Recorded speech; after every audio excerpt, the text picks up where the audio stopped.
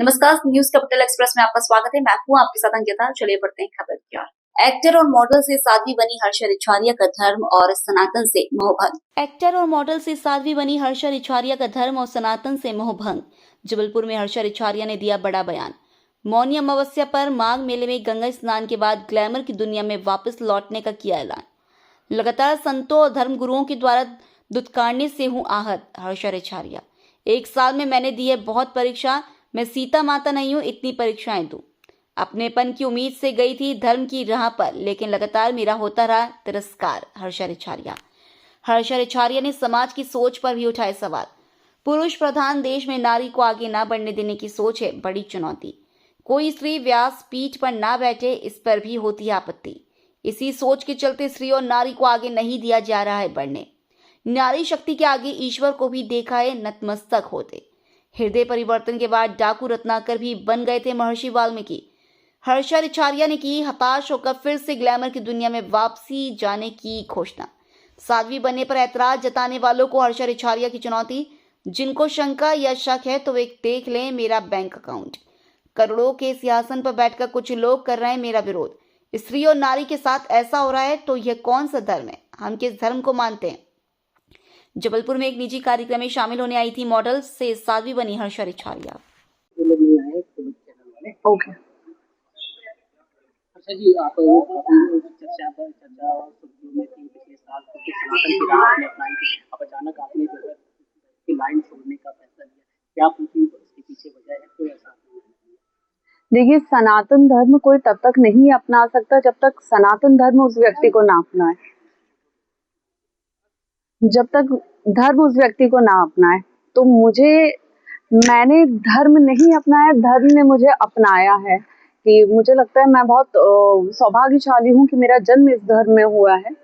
लेकिन अब रही बात इसको छोड़ने की या इस रास्ते से हटने की, मैं अपने धर्म को नहीं छोड़ सकती क्योंकि मैं बहुत गौरवान्वित हूँ कि मेरा इस धर्म में जन्म हुआ है। लेकिन रही बात खुल के उसका प्रचार करने की, जो मैं कर रही थी पिछले 1-1.5 साल से, वो अब मैं उसको यही विराम दूंगी क्योंकि जिन धर्म गुरुओं का हम एक झलक पाना चाहते हैं, जिनके एक झलक पाने को हम अपना सौभाग्य समझते हैं, अपनी किस्मत समझते हैं, उनका आशीर्वाद लेने को अपनी किस्मत समझते हैं, वही अगर कुछ धर्म गुरु एक लड़की के विरोध में खड़े हो जाएं और वो भी लगातार 1 साल तक विरोध करते रहें, तो मैं अकेली कितनी कब तक लड़ूंगी। और सबसे बड़ी बात पता है क्या है कि हमारे धर्म की ये खासियत है कि जब हम धर्म के विषय में बात करना शुरू करते हैं ना, तो गैर धर्मों से पहले हमें खुद के धर्मों के लोग से ही लड़ना पड़ता है। उन्हीं के सवालों का जवाब देना पड़ता है, उन्हीं के पूरे शक को क्लियर करना पड़ता है कि नहीं भाई ऐसा नहीं ऐसा है। तो इसमें हम दूसरों से क्या बोलें, दूसरों का क्या करें कि पहले हमारे खुद के धर्म में वो एकता हो जाए। यहाँ पे स्वाभिमान, यहाँ पे ईगो इतना क्लैश होता है कि कोई लड़की कैसे आगे बढ़ रही है उसको कैसे रोकना है, उसको कैसे नीचे गिराना है।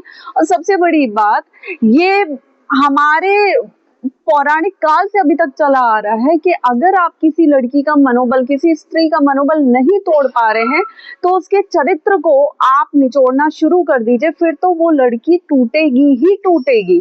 तो ये तब भी हो रहा था, ये आज भी हो रहा है और ये पता नहीं कब तक होगा कि कितना आसान हो जाता है कि एक लड़की को तोड़ना और हर तरह से तोड़ना। और आज मुझे लगता है कि अगर मेरे विरोध में 10 लोग भी खड़े हुए हैं तो वो 10 लोग कम से कम इतना मानते हैं कि मैं उन 10 के बराबर अकेली खड़ी हूँ। तो अंत में जितनी भी मुझे परीक्षाएं देनी थी इस 1 साल में मैंने बहुत की, मैंने सबको एक करने की कोशिश की, मैंने सबको प्रणाम किया, सबको लेकर चली। लेकिन अब मैं इन परीक्षाओं को यही विराम देती हूँ और अब मैं अपने पुराने काम को जो मैं करती थी उसको अच्छे से पूरा करूंगी। और मुझे लगता है कि वो ऐसा काम था जिसमें विरोध नहीं था, शांति से आप जी सकते थे। मुझे लगता था कि पहले धर्म के रास्ते में शांति है, लेकिन अब मुझे लगता है कि उसी पुराने काम में शांति है।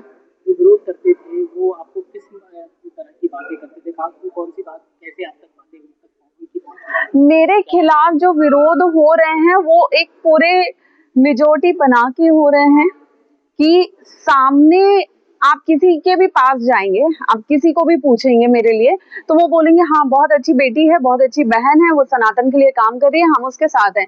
लेकिन आप इस चीज को नोटिस क्यों नहीं करते कि बैक कैमरा या विदाउट मीडिया कितने लोग मेरा सहयोग कर रहे हैं, कितने लोग मेरा साथ दे रहे हैं, कितने लोग मेरे साथ खड़े हैं?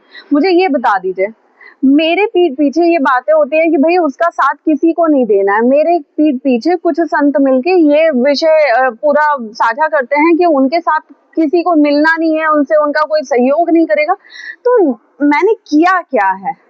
सिर्फ इतनी गलती है कि मैं एक लड़की हूँ और मुझे महादेव ने नाम दे दिया, बस इतनी गलती है, और वो नाम कुछ लोगों से पच नहीं रहा है। कब से आप मान लें वापस जो है ग्लैमर की दुनिया में? 18 तारीख को मौनी अमावस्या के दिन माघ मेला प्रयागराज में मैं अपना स्नान करूंगी, उसके बाद मैं हर हर महादेव बोल दूंगी। पुनर्विचार का कोई ऑप्शन नहीं है? पुनर्विचार आज आप मुझसे सवाल कर रहे हैं, मेरी आत्मा जितनी दुखी है, जैसे 1 साल में मैं जितना रोई हूँ, जितना परेशान हुई हूँ, जितना मेंटल स्ट्रेस से गुजरी हूँ, आप कुछ संतों से जाके क्यों नहीं पूछते कि वो मेरे साथ में क्यों नहीं खड़े हैं, वो मेरा सहयोग क्यों नहीं कर रहे हैं, वो मुझे क्यों नहीं अपना मान के रख रहे हैं, वो मुझे क्यों कॉर्नर किए हुए हैं? आप उनसे जाके क्यों नहीं पूछते? मुझे लगता है अगर आप लोग उनसे जाके पूछेंगे ना, तो ये सारे मुद्दे ही खत्म हो जाएंगे।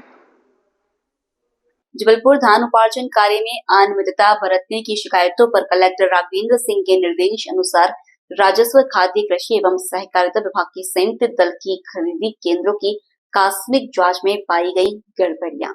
धान उपार्जन कार्य में अनियमितता बरतने की शिकायतों पर कलेक्टर राघवेंद्र सिंह के निर्देश अनुसार राजस्व, खाद्य, कृषि एवं सहकारिता विभाग के संयुक्त दल की खरीदी केंद्रों की आकस्मिक जांच में पाई गई गड़बड़ियों पर जिला उपार्जन समिति द्वारा 5 समितियों के प्रबंधकों और कंप्यूटर ऑपरेटरों के विरुद्ध कठोर अनुशासनात्मक कार्रवाई करने एवं आर्थिक दंड अधिरोपित करने के प्रस्ताव संबंधित विभाग को भेजे गए।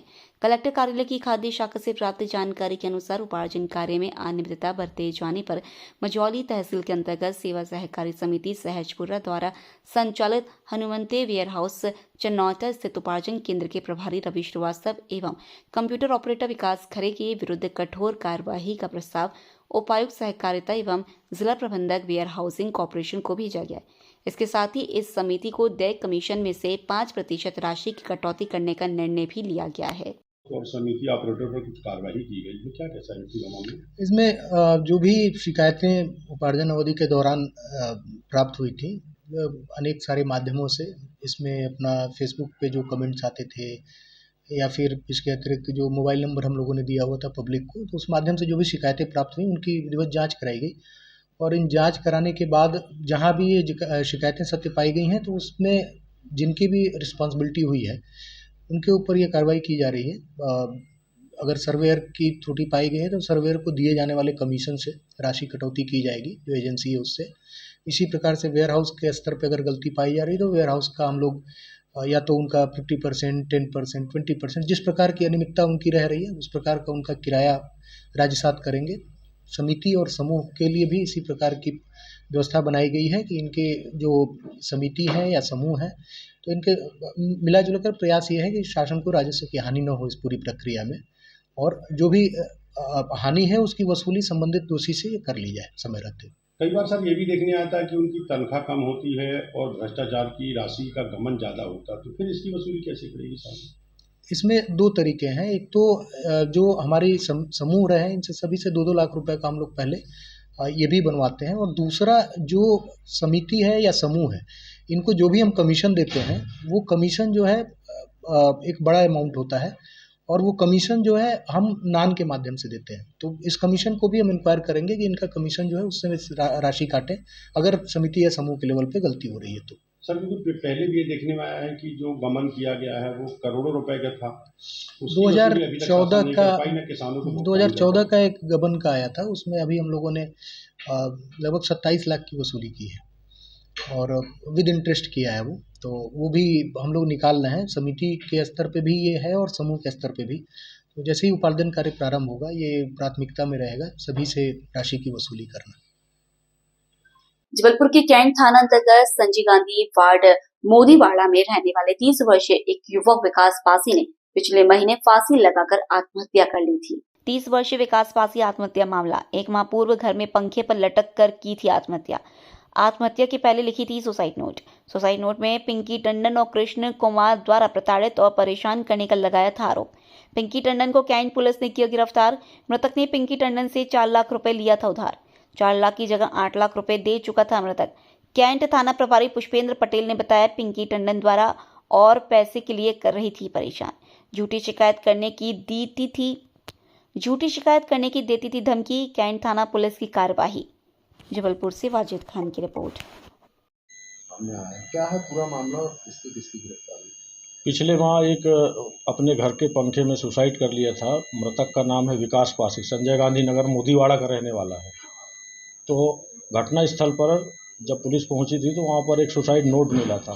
सुसाइड नोट में उसने लिखा था कि पिंकी टंडन और एक और लड़का है कृष्ण कुमार, इनके द्वारा मुझे परेशान किया गया है, ज़बरदस्ती मेरी झूठी शिकायतें कर रहे हैं, जिससे मैं अत्यधिक परेशान हूं और इसी कारण मैं आज फांसी लगा रहा हूं। मेरी मौत के जिम्मेदार ये होंगे। जो अभी तक ये मर्ग जांच में था, जांच के बाद में अपराध कायम किया गया है थाना कैंट में।